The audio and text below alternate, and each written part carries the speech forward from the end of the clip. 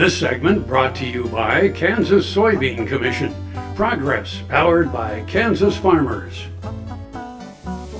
And here we are again, the last Wednesday of the year 2016. Good grief, 2017 coming.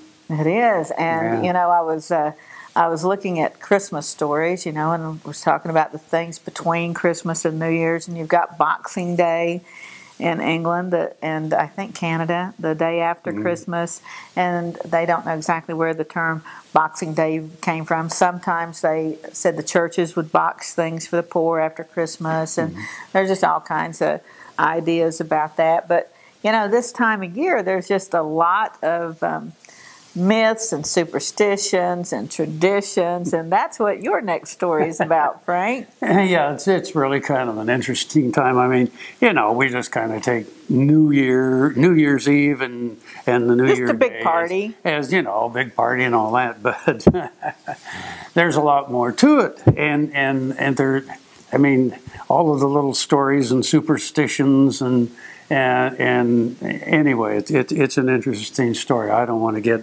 ahead of everything. Well, I will put in one little plug about this story because I found it very interesting, the whole thing about the brunette crossing your threshold. Yeah. So I am available on New Year's Eve for, you know, if anybody needs a brunette to walk over their threshold on New Year's Eve, and you'll hear what that's about. Well, and then the blondes will be out of work on New Year's, let me tell you. You know, one about don't throw anything out, but then there's another belief that says, well, throw everything out. Throw everything out. I don't know, but it's kind of a cool story, so. It's fun. Most of the traditions or superstitions we associate with New Year's are meant to set the tone for what the rest of the year will be. Our relationships, our fortunes throughout the year, our health and wealth and happiness, all of these are set in motion by our actions on New Year's Eve. Midnight is the magic moment. We kiss someone special at midnight to ensure the affections will continue. Also, making noise at midnight isn't just about celebration, but a means of scaring away evil spirits and making sure that the incoming year isn't cursed. Many traditions bang pots and pans, fire guns, set off firecrackers, anything loud enough to scare away the devil. Another tradition involves the first person to come into your home after the new year has arrived. A dark-haired person brings good luck, and according to some sources, even better luck if he or she is bearing gifts. A lump of coal for warmth, a silver coin for wealth, a bit of bread for plenty. A sprig of evergreen and a pinch of salt are lucky as well. This person should leave through a different door than the one he or she entered. Redheads and blondes are not so lucky, and you should shoo them away until a brunette steps across your threshold.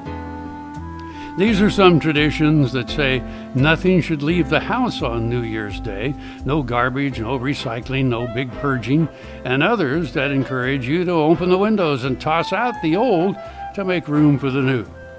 Of course, there are many traditions around food. Some of the most popular are eating black-eyed peas and greens for good luck and financial prosperity. Chicken or turkey are not recommended for a New Year's meal, probably because the Christmas leftovers should have been consumed or thrown out by now. It's believed that eating these foods on New Year's Day will bring financial struggles.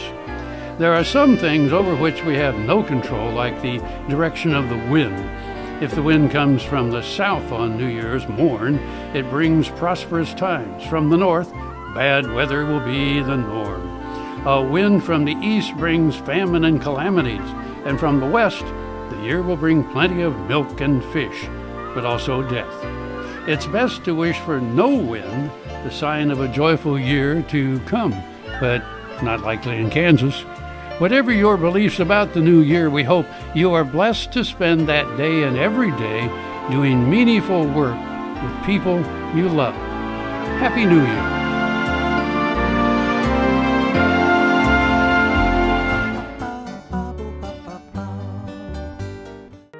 Person who's involved in ag production and cattle ranching, Bill Rischel here in North Platte, told me about Kansas regenerative medicine. And after talking to Dr. Pope, we did a lot of reading and researching, looking on the internet about it. I guess the thing that impressed me is that he told me, he said, if we don't think it's going to help you, we're not going to do it. I thought that was a very good approach. I'm a former athlete, played college basketball, played overseas after college, had some severe trauma on the right ankle, right knee, joint in my hand also.